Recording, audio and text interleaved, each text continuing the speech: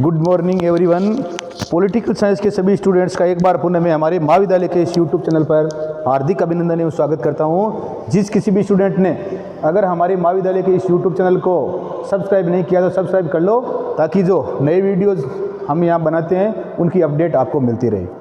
हम जो हमारी प्रीवियस जो क्लास थी उसमें हम कार्यपालिका के जो प्रकार है एग्जीक्यूटिव, उसके बारे में अध्ययन किया था।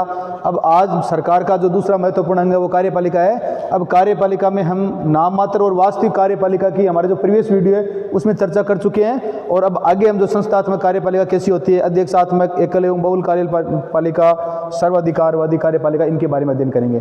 तो सबसे पहले है नाम मात्र की कार्यपालिका। इसमें क्या होता है, जब शासन अथवा राज्य का प्रदान, इसमें जब शासन या राज्य का प्रदान है वो क्या होता है, नाम मात्र का होता है।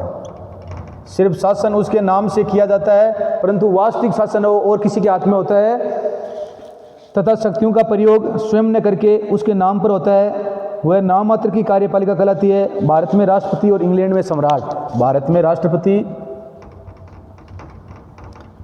का राष्ट्रपति पूछ ले कि नाम मात्र की कार्यपालिका, तो भारत का राष्ट्रपति और इंग्लैंड का राजा या सम्राट, इसे हम क्या कह सकते हैं, इसे हम नाम मात्र की कार्यपालिका कह सकते हैं।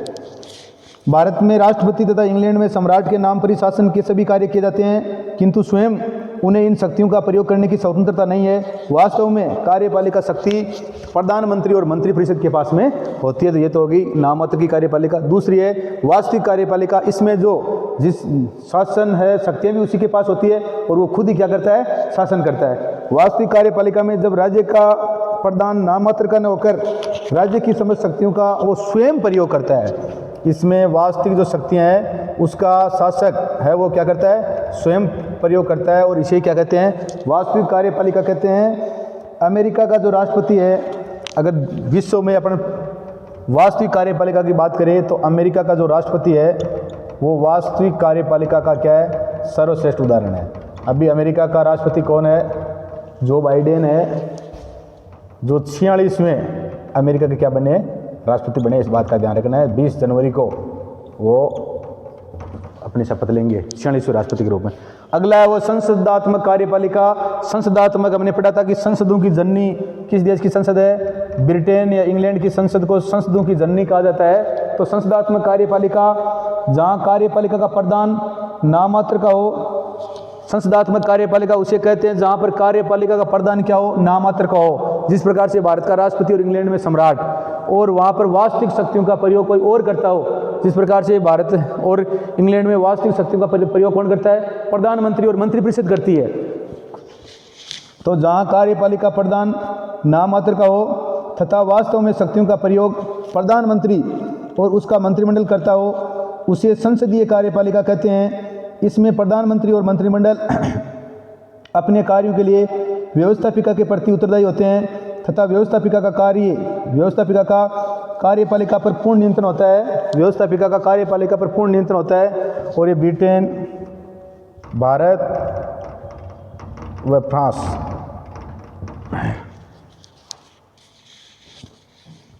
अगला है वो अध्यक्षात्मक कार्यपालिका। जब राष्ट्रपति, अध्यक्षात्मक कार्यपालिका है, इसमें राष्ट्रपति स्वयं ही क्या करता है, वास्तविक शक्तियों का प्रयोग करता है, या अगर शासक खुद शक्तियों का प्रयोग करे। जब राष्ट्रपति वास्तविक शक्तियों का उपयोग करता है तथा अपने कार्यों के लिए व्यवस्थापिका के प्रति उत्तरदायी नहीं होता है, उसे अध्यक्षात्मक। व्यवस्थापिका के लिए राष्ट्रपति खुद शक्तियों का प्रयोग करता है और वो व्यवस्थापिका के लिए क्या नहीं होता है, उत्तरदायी नहीं होता है, तो उसे क्या कहते हैं, उसे अध्यक्षात्मक कार्यपालिका या अध्यक्षात्मक शासन कहते हैं। इसमें कार्यपालिका पर व्यवस्थापिका का कोई प्रभावी नियंत्रण नहीं रहता है, और अमेरिका की जो है कार्यपालिका वो अध्यक्षात्मक जो कार्यपालिका का सर्वश्रेष्ठ रूप है। अगला है वो एकल व बहुल कार्यपालिका। एकल में जब कार्यपालिका संबंधी विषयों में निर्णय लेने का अंतिम अधिकार एक ही व्यक्ति में होता है। एकल का मतलब, एकल नाम ही पड़ा है, अगर कार्यपालिका शक्तियां हैं उसमें निर्णय लेने का अगर किसी एक ही व्यक्ति के पास अधिकार होता है, या एक ही व्यक्ति के पास क्या होता है, नियंत्रण होता है। तो इस प्रकार की शासन प्रणाली को क्या कहते हैं, एकल कार्यपालिका कहते हैं। जब कार्यपालिका संबंधी विषयों में निर्णय लेने का अंतिम अधिकार एक ही व्यक्ति में निहित रहता है, उसे एकल कार्यपालिका कहते हैं। संसदीय एवं अध्यक्षीय व्यवस्था में शासन का केंद्र बिंदु प्रधानमंत्री एवं राष्ट्रपति होते हैं। संसदीय एवं अध्यक्षीय जो व्यवस्था है, संसदीय शासन व्यवस्था में कौन होता है? प्रधानमंत्री होता है। और अध्यक्षात्मक कौन होता है? राष्ट्रपति है। ये शासन का क्या होते हैं? केंद्र बिंदु होते हैं। अतः वहाँ एकल कार्यपालिका होती है। अमेरिका, भारत और इंग्लैंड में एकल कार्यपालिका है। अमेरिका, भारत, ब्रिटेन, भारत और अमेरिका में क्या एकल कार्यपालिका है? इस बात का ध्यान रखना है। अमेरिका, भारत और इंग्लैंड में एकल कार्यपालिका है, जबकि कार्यपालिका संबंधी शक्ति किसी एक व्यक्ति में निहित न होकर व्यक्तियों के समूह में निहित होती है तो उसे क्या कहते हैं? बहुल कार्यपालिका कहते हैं। जब कार्यपालिका शक्ति एक व्यक्ति में निहित होकर क्या होती हैं? किसी समिति या समूह में होती है तो उसे क्या कहते हैं? बहुल कार्यपालिका कहते हैं। और ये वर्तमान समय में कहाँ पर है? स्विट्जरलैंड।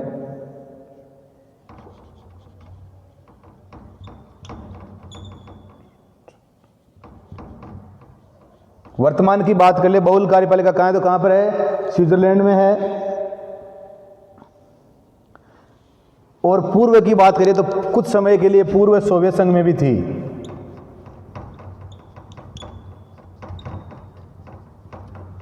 एकल कार्यपालिका का मतलब है एक ही व्यक्ति में होती है। बहुल कार्यपालिका का मतलब एक समूह या संस्था होती है, समिति में होती है। और वर्तमान की बात करें तो स्विट्जरलैंड, और कुछ समय के लिए कहाँ पर रही है? पूर्व सोवियत संघ है, इसमें भी रही है। बहुल कार्यपालिका कहते हैं जैसे स्विट्जरलैंड और पूर्व सोवियत संघ की कार्यपालिका। स्विट्जरलैंड में कार्यपालिका की शक्तियां हैं वो 7 सदस्यों की एक संघीय परिषद। स्विट्जरलैंड में कार्यपालिका की शक्तियां हैं वो 7 सदस्यों की एक संघीय परिषद।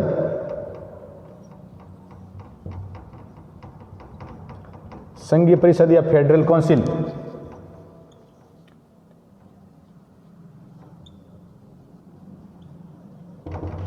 इसे क्या कहते हैं? संघीय परिषद या फेडरल काउंसिल कहते हैं। तो 7 सदस्यों की एक संघीय परिषद अथवा फेडरल काउंसिल में निवास करती है। ये जो बहुल कार्यपालिका है इसमें देखो, इसके अंतर्गत है वो कार्यपालिका शक्ति किसी एक व्यक्ति में निहित न होकर व्यक्तियों के एक समुदाय में निहित होती है। प्राचीन जो एथेंस और स्पार्टा, प्राचीन समय के जो एथेंस और स्पार्टा, प्राचीन समय में जो ये यूनान के नगर है एथेंस और स्पार्टा, यहाँ पर भी क्या थी? बहुल कार्यपालिका थी। इस बात का ध्यान रखना है। प्राचीन समय का पूछ ले तो प्राचीन समय में कहाँ पर थी? एथेंस और स्पार्टा। कहाँ पर थी? एथेंस और स्पार्टा में थी। और वर्तमान की बात कर ले तो कहाँ पर है? स्विट्जरलैंड में। और कुछ समय पहले कहाँ पर थी? पूर्व सोवियत संघ में भी थी। तो प्राचीन समय में एथेंस और स्पार्टा में इस प्रकार की बहुल कार्यपालिका थी। वर्तमान काल में स्विट्जरलैंड में तथा सोवियत रूस में भी इसी प्रकार की बहुल कार्यपालिका है। स्विट्जरलैंड में कार्यपालिका है वो 7 सदस्यों की एक संघीय परिषद फेडरल काउंसिल में निवास। स्विट्जरलैंड में जो ये संघीय परिषद होते हैं इसमें कितने सदस्य होते हैं? 7 सदस्य होते हैं। और इसे संघीय परिषद या फेडरल काउंसिल कहते हैं। इसमें ये क्या करती है? संप्रभुता शक्ति इसमें निवास करती है। ये परिषद सामूहिक रूप से राज्य की कार्यपालिका के प्रधान के रूप में कार्य करती है। सामूहिक रूप से राज्य की जो कार्यपालिका है इसके प्रधान के रूप में ये क्या करती है? कार्य करती है। इस परिषद का एक ही सदस्य वरिष्ठता के क्रम में 1 वर्ष के लिए प्रधान के रूप में कार्य करता है, या इस परिषद का एक सदस्य वरिष्ठता के क्रम में 1 वर्ष के लिए उसका अध्यक्ष चुना जाता है। जो 7 सदस्य होते हैं इसमें एक जो वरिष्ठ, जो उम्र में या आयु में अगर वो सबसे अधिक है तो उसको क्या चुनेंगे? अध्यक्ष चुनेंगे। ये जो 7 सदस्य की एक समिति होती है इसे संघीय परिषद या फेडरल काउंसिल कहते हैं। इसमें जो सबसे वरिष्ठ होता है उसको 1 वर्ष के लिए क्या चुनते हैं? 1 वर्ष के लिए अपना अध्यक्ष चुनते हैं। ये समिति है वो।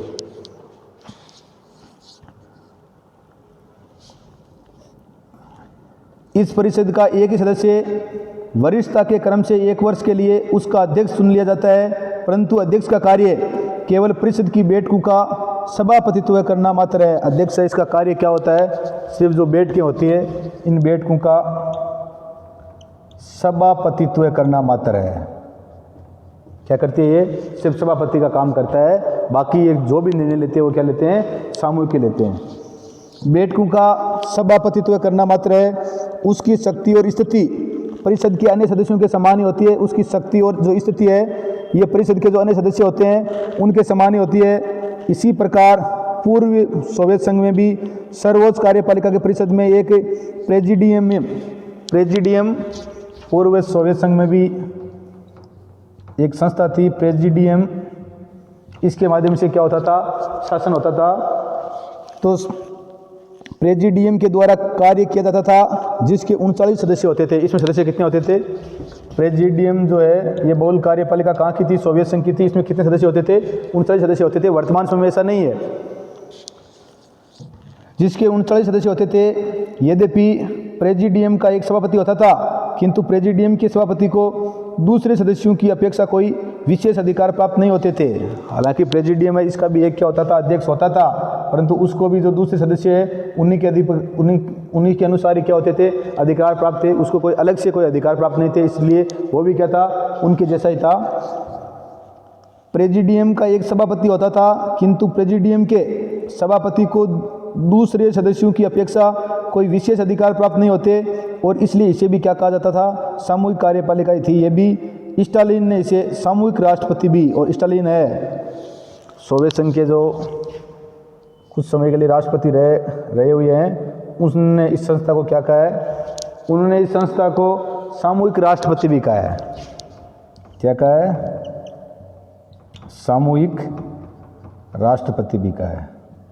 तो ध्यान रखना है, प्राचीन समय में एथेंस और स्पार्टा में, और वर्तमान समय की बात करें तो स्विट्जरलैंड में 7 सदस्य ये संघीय परिषद फेडरल काउंसिल कहते हैं। एक को 1 वर्ष के लिए अध्यक्ष चुनते हैं, परंतु वो उसके समान ही होता है। कुछ समय के लिए पूर्व सोवियत संघ में प्रेजिडियम में संस्था होती थी, इसमें 39 सदस्य होते थे, एक अध्यक्ष होता था, पर अध्यक्ष को भी वही शक्ति प्राप्त थी। और स्टालिन इसे क्या कहते हैं, सामूहिक राष्ट्रपति या कोलेजिटिव एग्जीक्यूटिव प्रेसिडेंट भी कहा करता था। तो हमने ये विभिन्न जो कार्यपालिका उनके बारे में जाना। अब एक बच्ची है सर्वाधिकारवादी कार्यपालिका। सर्वाधिकारवादी कार्यपालिका उस कार्यपालिका को कहते हैं जब कोई एक व्यक्ति वैधानिक साधनों के बिना शासन सत्ता पर अधिकार कर लेता है। सर्वाधिकारवादी उसे कहते हैं बिना वैधानिक या बिना कानूनी कोई व्यक्ति जो शासन व्यवस्था है वो क्या कर लेता है, अपने हाथ में ले लेता है। शासन की शक्तियाँ हैं उन पर वो अधिकार कर लेता है। जब कोई एक व्यक्ति वैधानिक साधनों के बिना शासन सत्ता पर अधिकार कर लेता है और निरंकुश हो जाता है, उसे सर्वाधिकारवादी या तानाशाही कार्यपालिका कहते हैं। उसे क्या कहते हैं, निरंकुश या सर्वाधिकारवादी या तानाशाही कह सकते हैं। इसी प्रकार से कुछ समय के लिए हम पाकिस्तान में देखते हैं, बांग्लादेश में समय समय के लिए देखने को मिली है, म्यांमार में भी काफ़ी समय से अब लोकतंत्र की स्थापना हुई है, तो वहाँ पर क्या कर लेते हैं, वो शासन की जो सारी शक्ति है उस पर अधिकार कर लेते हैं। 1936 में जनरल फ्रैंको ने 1936 की घटना है, 1936 में जनरल फ्रैंको ने इसी प्रकार शासन सत्ता पर अधिकार जमा लिया था। मुसोलिनी कहाँ के थे, इटली के। हिटलर कहाँ के थे, जर्मनी के। उत्तरी कोरिया के कौन है, किंग जोंग किंग। तो ये ऐसे लोग हैं जिनको हम क्या कह सकते हैं, सर्वाधिकारवादी कार्यपालिका कह सकते हैं। तो हमने कार्यपालिका के जो विभिन्न रूप है, नाममात्र की कार्यपालिका, वास्तविक कार्यपालिका, संसदात्मक कार्यपालिका, भारत, ब्रिटेन, फ्रांस, अध्यक्षात्मक कार्यपालिका, अमेरिका, ये एक सी नाममात्र की है वो संसदात्मक है, वास्तविक है वो अध्यक्षात्मक है। एकल और बहुल, एकल काम के लिए एक ही व्यक्ति के हाथ में होती है, जिसमें भारत, अमेरिका, ब्रिटेन ये है। बहुल कार्यपालिका में हमने पढ़ लिया, प्राचीन समय में एक क्वेश्चन आया हुआ है एथेंस और स्पार्टा में। और वर्तमान की हम बात करें तो स्विट्जरलैंड में आज भी है संघीय परिषद, जिसे फेडरल काउंसिल कहते हैं। 7 सदस्य होते हैं, इसमें से एक को 1 वर्ष के लिए अध्यक्ष चुनते हैं और सभी को समान अधिकार है। कुछ समय के लिए भी जो पूर्व सोवियत संघ में था, और यहाँ पर जिसे प्रेजिडियम कहते थे, और प्रेजिडियम है इसमें 39 सदस्य होते थे, और इसमें भी एक सदस्य को क्या करते थे, अध्यक्ष चुनते थे, और अधिकारी सबको समान होते थे। इसे स्टालिन ने क्या कहा है, सामूहिक राष्ट्रपति या कोलेजिटिव एग्जीक्यूटिव प्रेसिडेंट भी कहा है इसे, ठीक है। और सर्वाधिकारी कार्यपालिका, जिसमें एक व्यक्ति शासन शक्ति में अपने हाथ में ले लेता है, उसे सर्वाधिकारी कार्यपालिका कहते हैं। 1936 में जनरल फ्रैंको ने और मुसोलिनी, हिटलर और वर्तमान में उत्तरी कोरिया के किंग जोंग किंग, ये सर्वाधिकारवादी जो कार्यपालिका है उसके श्रेष्ठ उदाहरण है। तो मैं आशा करता हूँ आपके समझ में आ गया होगा कार्यपालिका है, इसके प्रकारों के बारे में। आगे की जो क्लास होगी हम कार्यपालिका के कार्य उनकी चर्चा करेंगे। वीडियो को लाइक, शेयर और सब्सक्राइब करते रहो। जय हिंद, जय भारत।